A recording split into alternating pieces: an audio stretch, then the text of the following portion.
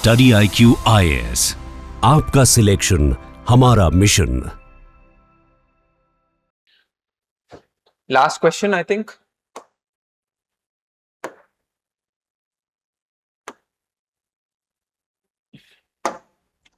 Do you think Constitution of India does not, पहली बात तो do you think मतलब दोनों साइड देनी है ना, does not accept the principle of strict separation of powers, rather based on checks and balances? Explain. Okay. 30 seconds timer.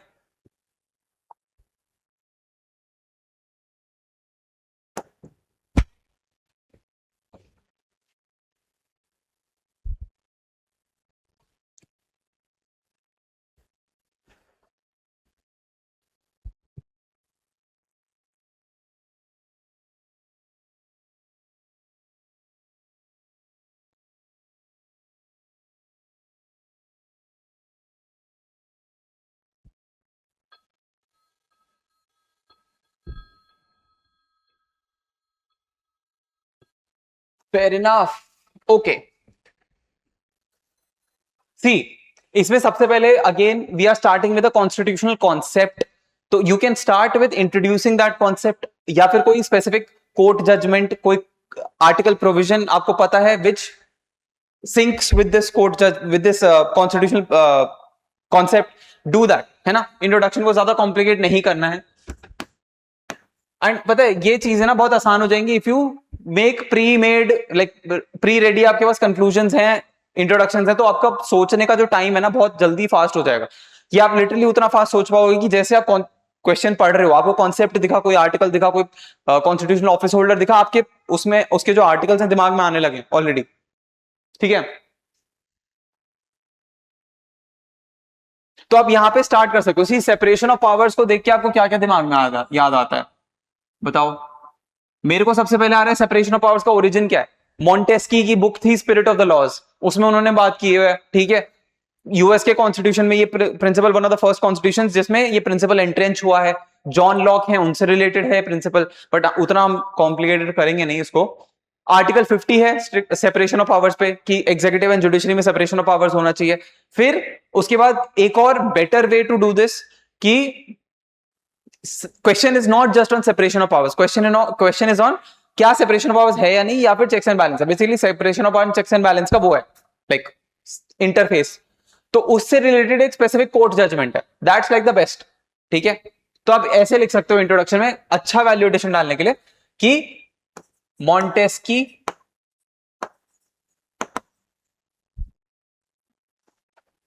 हाँ, मॉन्टेस्कीज, इसमें ब्रैकेट में वो लिख दो, spirit of laws,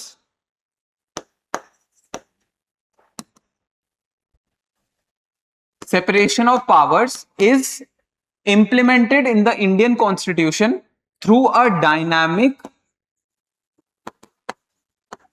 checks and balances doctrine,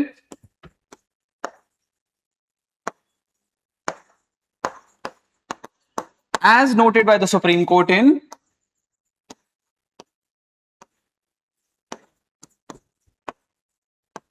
Ram Javaya Kapoor 1955।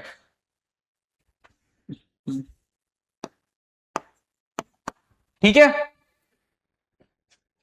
तो basically आपने जो concept का ओरिजिन है वो भी डाल दिया, आपने उसको लिंक भी कर दिया क्वेश्चन की स्टेटमेंट की, हम चेक्स एंड बैलेंसेस वाले हैं, एंड आपने कोर्ट जजमेंट भी डाल दिया। तो it is like a holistic introduction. इससे बेटर आई थिंक मिल सकता है probably, but I don't know how to write a better introduction for this question then me. Okay, not like me, but हाँ, you get the idea. I'm a humble person.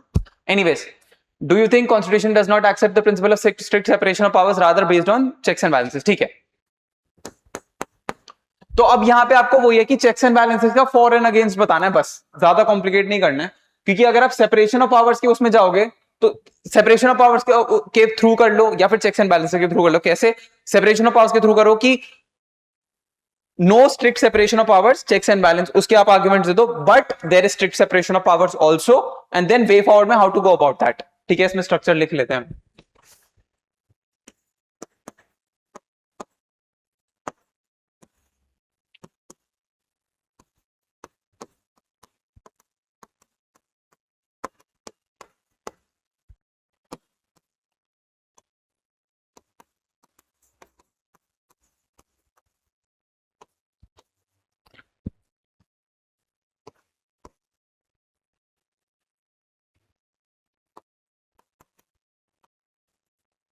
ठीक है,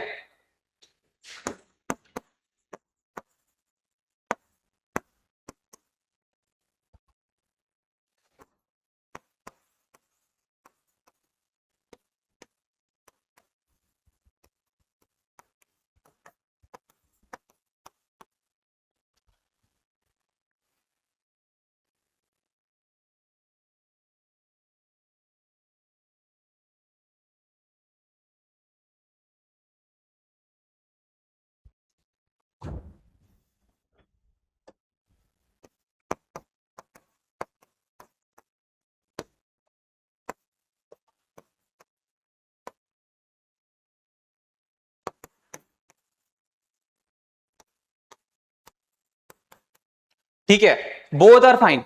कि आप पहले ये बता दो कि नहीं हमारा चेक्स एंड बैलेंस है, फिर बता दो कि नहीं बट स्ट्रिक्ट सेपरेशन पावर्स भी है, फिर वे फॉरवर्ड। या फिर आप बोल दो स्टार्टिंग में कि हाँ स्ट्रिक्ट सेपरेशन ऑफ पावर्स है but dynamic checks and balance भी है, एंड देन वे फॉरवर्ड। मेरे को ये वाला ज्यादा सेंस बना रहा है। ठीक है, मतलब both are completely fine, answer points आपके सेम होंगे, बस उनको लिखने का हल्का फुल्का लैंग्वेज में वेरिएशन आएगा एंड सबहेडिंग में वेरिएशन आएगा। ठीक है, तो वील गो लाइक दिस कि इंडिया डज नॉट, मैं ये क्यों इसकी तरफ लीन कर रहा हूं, बिकॉज क्वेश्चन का जो वर्डिंग है वो थोड़ा ऐसा है कि do you think that India does not accept strict separation of powers but a checks and balances doctrine. ठीक है, तो मैं वही बना दिया फर्स्ट सबहेडिंग की, no strict separation of powers but a checks and balance doctrine. ठीक है, ओके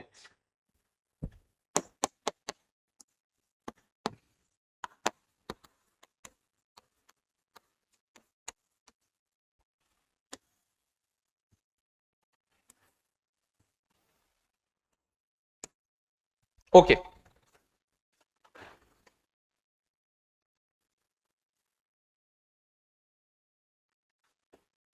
ओके ठीक है, इसमें आप सबसे पहले क्या लिखोगे कि सी चेक्स एंड बैलेंस का हमने एक कोर्ट जजमेंट लिख चुके हैं रामजवाया का पूत 1955 को, तो उसको रिपीट नहीं करना है। उसके अलावा आपको यहां पे आप ऑपरेशनल रियलिटीज बता दो कि चेक्स एंड बैलेंस कैसे होता है। इसमें आप कैटेगरीज बना लो, बेटर है कि लेजिस्लेचर एग्जीक्यूटिव का चेक्स एंड बैलेंस कैसे काम करता है। ठीक है, बताओ। सी एक तो आपका वही है government ministers come from the Lok Sabha only, like legislature से ही आते हैं, है ना। तो इसका मतलब यह है कि government ministers basically decide the agenda of the parliament, है ना, because they have a government decides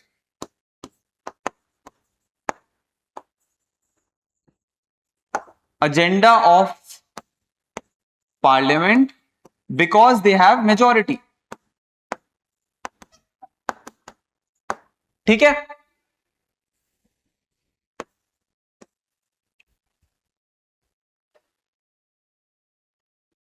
तो ये एक चेक एंड बैलेंस हो गया over the parliament by the executive. Over the parliament by the executive और क्या होता है, प्रेसिडेंशियल एसेंट के बिना कोई भी बिल लॉ नहीं बनता है ना। इसमें आर्टिकल लिखो, आर्टिकल 111। और check of the executive on the parliament और क्या होता है, of the executive on the parliament, और कुछ याद नहीं आ रहा है।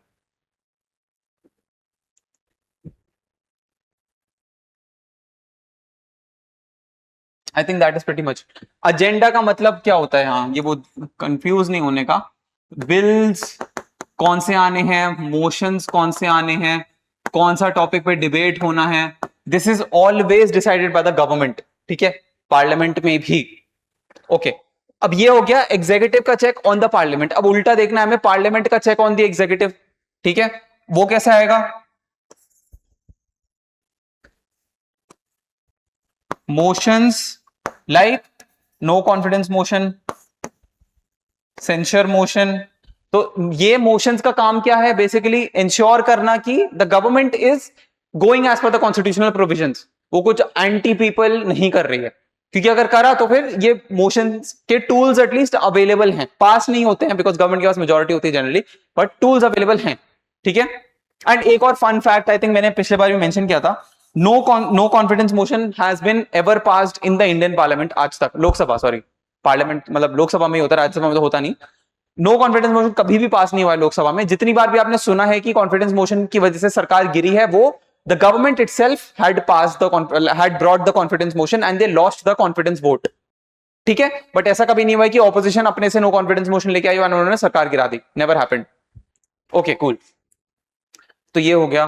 और पार्लियामेंट का चेक ऑन द एग्जीक्यूटिव और क्या होता है बताओ? प्रेसिडेंशियल इंपीचमेंट,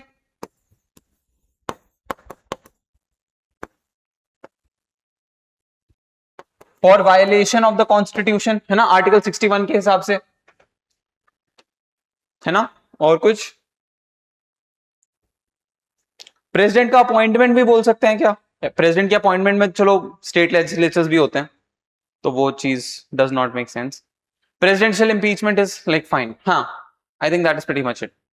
अब लेजिस्लेचर एग्जीक्यूटिव हो गया, अब लेजिस्लेचर जुडिशरी देखते हैं।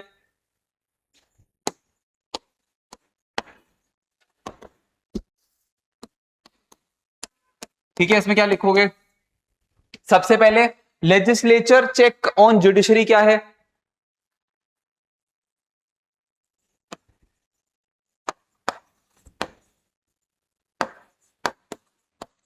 आर्टिकल 124 प्लस जजेस इंक्वायरी एक्ट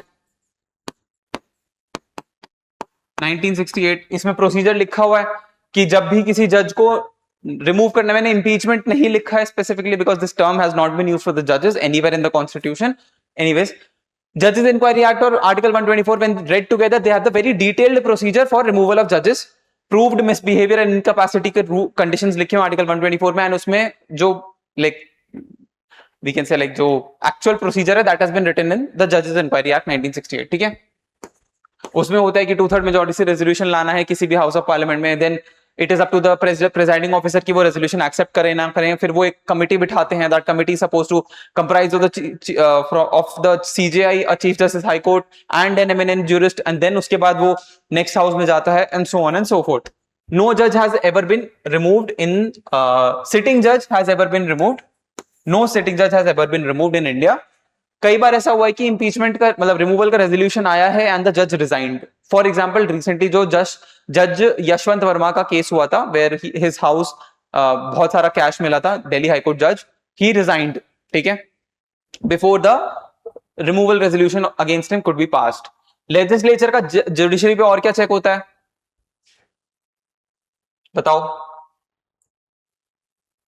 लेजिस्लेचर का जुडिशरी पे और क्या चेक होता है?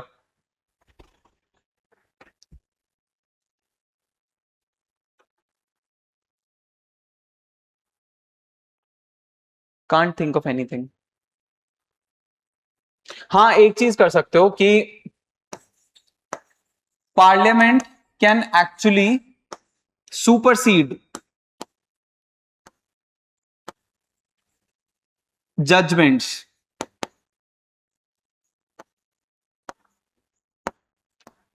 एग्जाम्पल,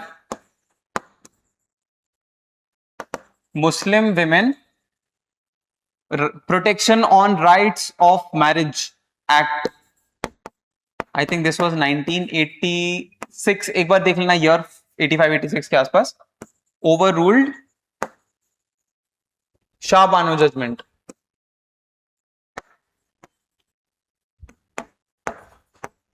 शाह बानो में सुप्रीम कोर्ट ने बोला कि the maintenance money alimony basically जो होता है of Muslim women will be at par with Hindu women and other women in general.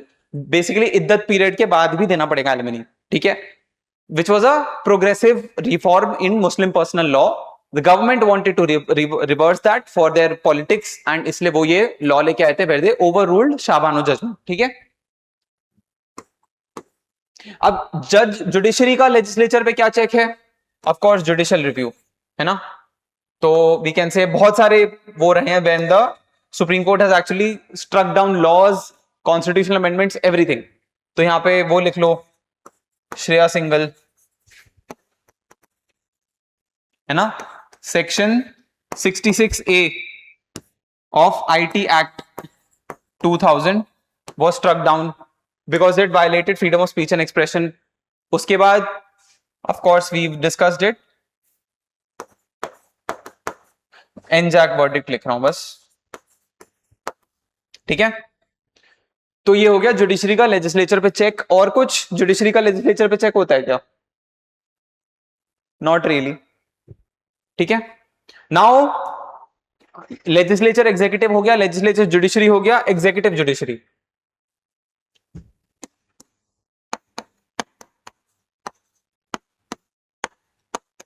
पहले एग्जीक्यूटिव का जुडिशरी पे क्या चेक होता है?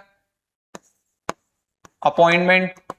वी नीड टू रिमेंबर कि collegium only recommends, final appointment is by ministry of home affairs, मतलब not by them but by the president, but after checks by the ministry of home affairs as per the memorandum of procedure which is again not finalised till now, अभी भी non finalised है, but जैसा है the Ministry of Home Affairs generally conducts a lot of background checks on every single candidate that needs to be appointed, that is recommended to be appointed to the higher judiciary, that is the High Court or the Supreme Court by the Collegium. Cool. Appointment के बाद executive judiciary का, executive का judiciary पे check.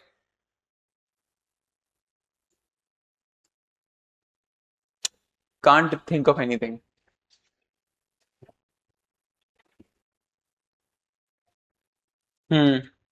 Judiciary का executive पे check, judicial review of policies, laws, है ना।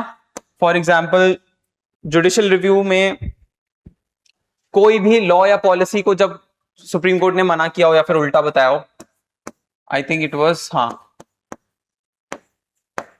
TN Godavarman 2023 judgement,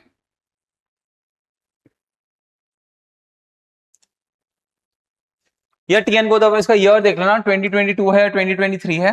the government had actually brought a notification where they reversed, actually government overrule कर रहा था टीएन गोदावर्मन 1996। तो TN Godavarman, this is a continuing mandamus, ठीक है। कंटिन्यूइंग मैंडेमस या continuous mandamus basically होता है। Original judgment is from 1996 where the Supreme Court had actually declared that the definition of a forest will be equal to the dictionary definition of a forest. A forest will not necessarily mean just the government record वाले forest. उन्होंने बोला कोई भी green patchy area होगा which falls under the dictionary definition of forest basically, so that will be considered a forest and it's the government's responsibility to take care of that. Government actually overruled this, wanted to overrule this. वो Forest Conservation Act 1980 जो है उसका एक amendment लाए थे 2022 में या 23 में, to overrule this. The supreme court वापस उसको ओवररूल कर दिया था इस वाली जजमेंट में, because it's a continuing mandamus. अब कंटिन्यूइंग मैंडेमस मतलब मैंडेमस होता है कि we command, the court commands that the government authority needs to do something. तो continuing mandamus is basically the court keeps a watch on the government कि वो कर रहे हैं कंटिन्यूअसली। तो ये कितने साल हो गए? 27-28 ईयर्स से ये कंटिन्यूइंग मैंडेमस चल रहा है, ठीक है। इनफैक्ट एमसी मेहता केस आपने सुना होगा, जो जिसमें right to clean environment was declared part of right to life under article 21 1986 से, उसका continuing mandamus ended I think last year 25 या 24 में, just 1 or 2 years ago। Quite interesting है ना। तो वो ये कि इसमें जुडिशियल रिव्यू और एग्जीक्यूटिव में ना आप कोई गवर्नमेंट, कोई लॉ भी बोल सकते हो, क्योंकि लॉज जो है वो at the end of the day parliament में गवर्नमेंट ही तो लाती है ना। तो section 66A of IT act वाला आप यहां पे भी लिख सकते हो, इट्स फाइन, कंप्लीटली अंडरस्टैंडेबल, ठीक है। तो ऐसा नहीं है कि वो बस लेजिस्लेचर पे ही है, वो एग्जीक्यूटिव पे भी है ही। तो ये आपने बता दिया कि चेक्स एंड बैलेंसेस हैं। अब आपको बताना है कि नहीं, but strict separation of powers भी है, ठीक है।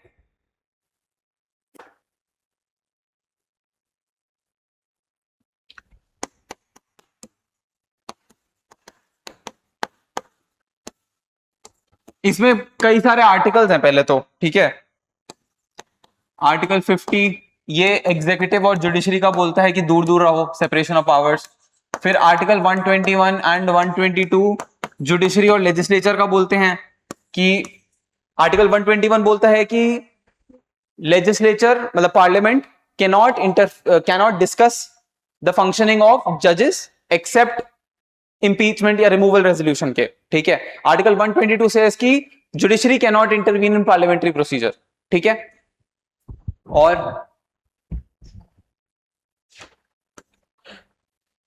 सुप्रीम कोर्ट, हाई कोर्ट के जो एक्सपेंसेस हैं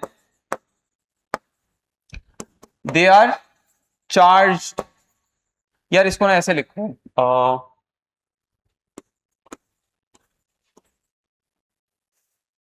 judicial independence is part of basic structure as per Minerva Mills 1980। And judicial independence के बहुत सारे प्रोविजंस हैं, ठीक है। एक तो यही है कि expenses are charged upon CFI, means legislature can't vote upon them, ठीक है। फिर आर्टिकल 146 से कि सुप्रीम कोर्ट अपने rules and procedures and management खुद से देखेगा। उसके बाद appointment collegium system, they have independence there, है ना। तो यहां से हटा देते हैं, ठीक है। इसमें इनफैक्ट आप नहीं, I think that's pretty much it, ठीक है। और इनके अलावा और क्या प्रोविजंस लिख सकते हो आप स्ट्रिक्ट सेपरेशन ऑफ पावर्स में? एक केस है which talks about restraint between the three organs, and that is Jeet Bisht case. इसमें supreme court recognized that India functions on the principle of checks and balances. However, it recommended that there should be restraint amongst the three organs also. मतलब हमें ensure करना है कि तीनों अपने आपस में भी अपने भी काम कर रहे हैं, ठीक है। एक ये चीज लिख दो कि हमारा जो तीनों ऑर्गन्स हैं उनके फंक्शंस डिफाइंड है ना। फॉर एग्जांपल आर्टिकल 79, 80, 81 में पार्लियामेंट का स्ट्रक्चर डिफाइंड है, that it will be the legislative chamber. Articles 53 president establish करता है, आर्टिकल 74 पीएमसीओएम एस्टैब्लिश करता है, वहां पे लिखा हुआ है कि एग्जीक्यूटिव का काम ये है और ये स्ट्रक्चर है। सिमिलरली आर्टिकल 124 जुडिशरी एस्टैब्लिश करता है, इंडिपेंडेंट जुडिशरी, राइट। तो ये तीन डिलिनिएटेड फंक्शंस भी एक एग्जांपल हैं कि we are functioning on the principle of separation of powers. हमारा कहीं पे भी कंसंट्रेशन नहीं है पावर में कि एक अथॉरिटी के पास दो फंक्शन हो गए या ज्यादा फंक्शन हो गए, जो कि let's say countries like Pakistan and China see a lot, ठीक है। तो दैट इज ऑल्सो हमारा जो LEJ का सेपरेशन है, that also itself is a symbol of separation of powers, ठीक है। I think that is pretty much enough, काफी हो गया।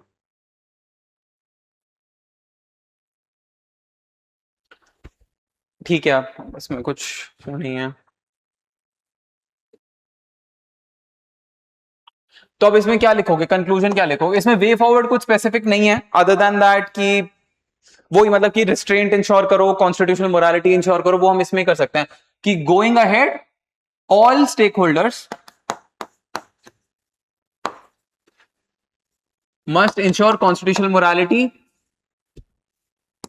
Restraint to ensure that Indian parliamentary democracy